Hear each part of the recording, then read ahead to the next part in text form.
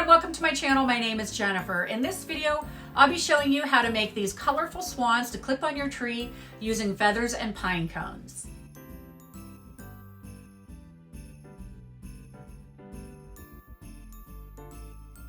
If you haven't been following, this is part of my Christmas Countdown of Crafts series going on right now. This year I'm making simple, easy crafts using materials found in nature. This would be a great project for a group because it's beginner friendly and inexpensive. So if you're interested in learning how to make today's craft, stay with me and I'll show you each step. These are the supplies I used. First, pine cones. Look for ones that are short and squatty, not long and tall like the ones I used in my first video of this series. Also, each bird will need one pipe cleaner. I used both regular and glitter. You'll need an assortment of feathers. Some of these are a little too large, so choose ones that are proportionate to the pine cone. You'll also need something to make the eyes. I used beads, but you could use rhinestones or anything else, or none at all for a primitive look. You'll need plenty of hot glue and something to attach the bird to the Christmas tree branch. I have these fishing clips. I just removed the bells from the ends. A clothespin would work as well. You'll also need something to make the beak. I used a dowel rod, and the last supply is spray paint. The first step is to give the pine cones color. I thought it would be easiest to attach a dowel rod to the bottom. That way I could spray them from all angles. This worked well, although the day I did this, it was super windy. I chose a pretty purple, true green, and plain white, and I added a little glitter to the white one. I set them in a piece of styrofoam and left them outside until they were dry.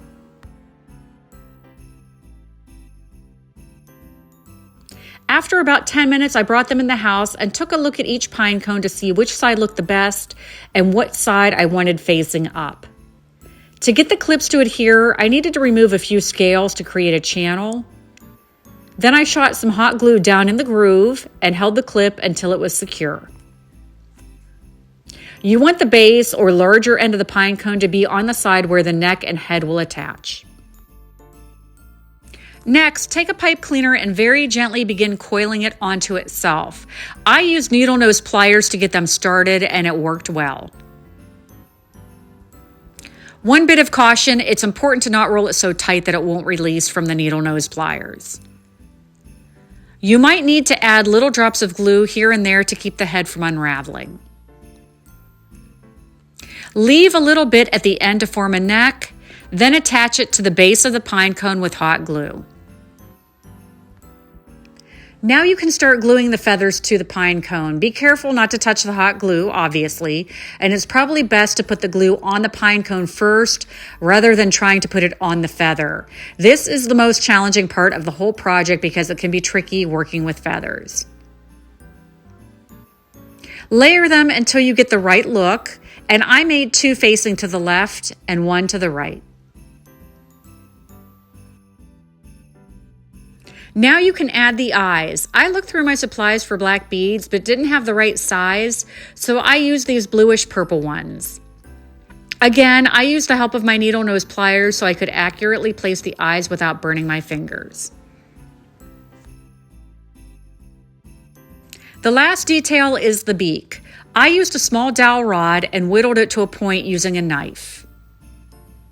I cut it a little long so I'd be able to attach it to the back of the head behind the eye area. This also gives the coiled pipe cleaner added strength. I painted them orange using a marker, then glued them into place.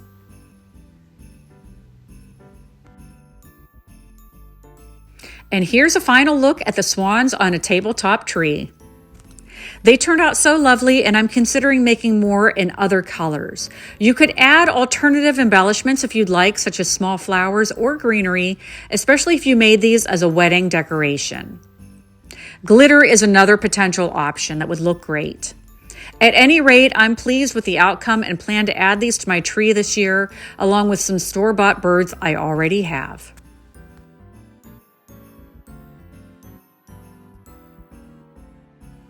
So I hope you had fun watching these pretty swans come to life and plan to try them for yourself. If you do, please let me know how they turned out in the comments. And if you aren't already a subscriber, I hope you'll follow along so you can see the rest of the countdown. You can also find me on TikTok, Instagram, and Facebook as well. As always, thanks so much for watching, and until next time, take care.